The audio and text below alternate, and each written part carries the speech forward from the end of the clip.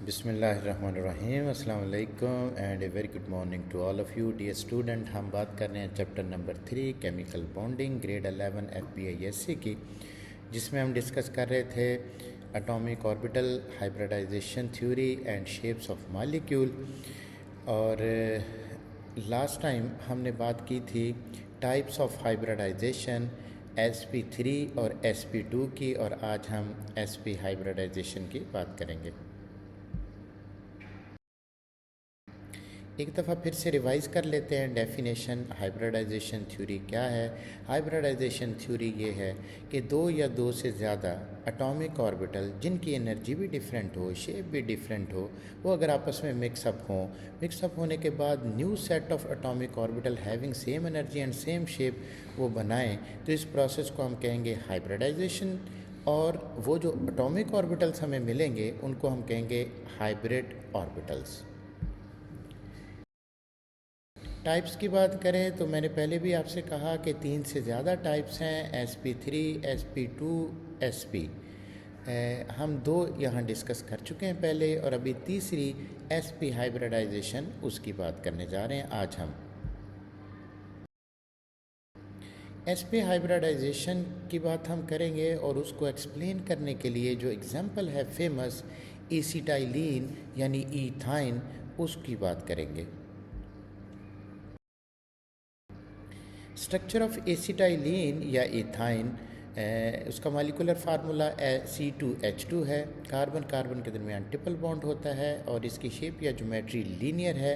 Carbon carbon के दरमियान triple bond और कार्बन हाइड्रोजन के दरमियान सिंगल बॉन्ड, और बॉन्ड एंगल 180। बाकी शुरू वाला हिस्सा उसी तरह से ही है। अगर इस एग्जांपल की बात करनी तो सेंट्रल एटम क्योंकि कार्बन है, और कार्बन की उसी तरह से आप पहले ग्राउंड स्टेट में इलेक्ट्रॉनिक कॉन्फ़िगरेशन लिखेंगे 2s2 2px1 2py1 और 2pz0। उसके बाद फिर आप लिखेंगे electronic configuration in excited state, और एक्साइटेड स्टेट में मैंने आपको पहले भी बताया, दोबारा बता देता हूँ कि एक इलेक्ट्रॉन जो 2s में मौजूद है वो यहाँ से शिफ्ट होके प्रमोट होके वो जो एक pz बच गया था, एक एटॉमिक ऑर्बिटल p का, वो उसमें चला जाता है। यहाँ मैंने स्लाइड में भी आपको शो किया हुआ है। उसके बाद ये होता है कि अब ये 2s जो कि नीचे है उसकी एनर्जी लो है, और 2p जिनकी एनर्जी आपस में एक जैसी है लेकिन s से डिफरेंट हैं, और s और p दोनों की आपस में शेप्स भी डिफरेंट हैं। लेकिन अब आप आपस में ये मिक्सअप होंगे तो यहाँ पर सिर्फ s 2s और p में से एक p ये आपस में मिक्स होके तो हाइब्रिडाइज्ड ऑर्बिटल बना देंगे। कितने हाइब्रिडाइज्ड ऑर्बिटल बनेंगे? नए 2। और बाकी जो 2 बचे हैं वो अनहाइब्रिड ही रहेंगे। 2p एटॉमिक ऑर्बिटल अनहाइब्रिडाइज्ड रहेंगे। यहाँ देख सकते हैं आप, मैंने शो किया हुआ यहाँ पर कि 2p वो अनहाइब्रिडाइज्ड हैं ऊपर, और उनके पास भी एक एक इलेक्ट्रॉन है, और नीचे जो 2 ऑर्बिटल्स हैं sp2 हाइब्रिडाइज्ड ऑर्बिटल, उन दोनों में एक एक इलेक्ट्रॉन है। तो अब इनकी क्या तरतीब होगी कार्बन के इर्द गिर्द? अब होगा ये कि ये जो 2 हाइब्रिडाइज्ड ऑर्बिटल हैं और 2 अनहाइब्रिडाइज्ड ऑर्बिटल हैं, इनकी जो हाइब्रिड ऑर्बिटल हैं कार्बन में एक दो कार्बन कार्बन के दरमियान आपस में लीनियर ओवरलैपिंग करके सिग्मा बॉन्ड बना लेंगे, और दूसरी तरफ लीनियर ओवरलैपिंग करेंगे s ऑफ हाइड्रोजन के साथ, और वहाँ भी सिग्मा बॉन्ड बना लेंगे। लेकिन ये जो p बचा हुआ है 2p एटॉमिक ऑर्बिटल, वो क्या करेगा? अब ये देख रहे हैं आप सिग्मा बॉन्ड, कितने सिग्मा बॉन्ड बन गए? 3 सिग्मा बॉन्ड बन गए यहाँ। एक है sp2 कार्बन कार्बन के दरमियान लीनियर ओवरलैपिंग हुई है।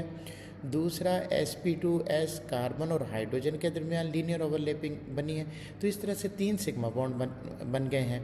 अब वो जो एक बच गया था 2p, वो क्या करेगा? वो पैरेलल ओवरलैपिंग करेगा, बल्कि एक नहीं बचा हुआ, 2 बचे हुए हैं, तो वो दोनों पैरेलल ओवरलैपिंग कर लेंगे।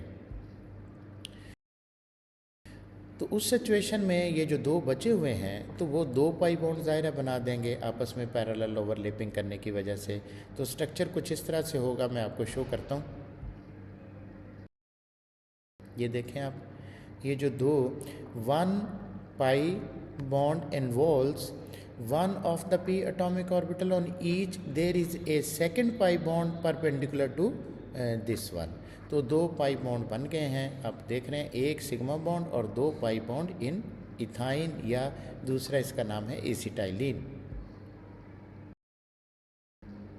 यहाँ मज़ीद शो किया गया है दूसरे एंगल से. यहाँ पर आप देख सकते हैं क्या सिचुएशन है सिग्मा बॉन्ड की और दो पाई बॉन्ड की. Okay students, see you next. Subscribe and keep watching my channel Amjad Ali 1522 at YouTube. और इंशाअल्लाह ताला मज़ीद आगे बात होती रहेगी. Take care of you, take care of your parents and all around you. Okay, Allah हाफिज़.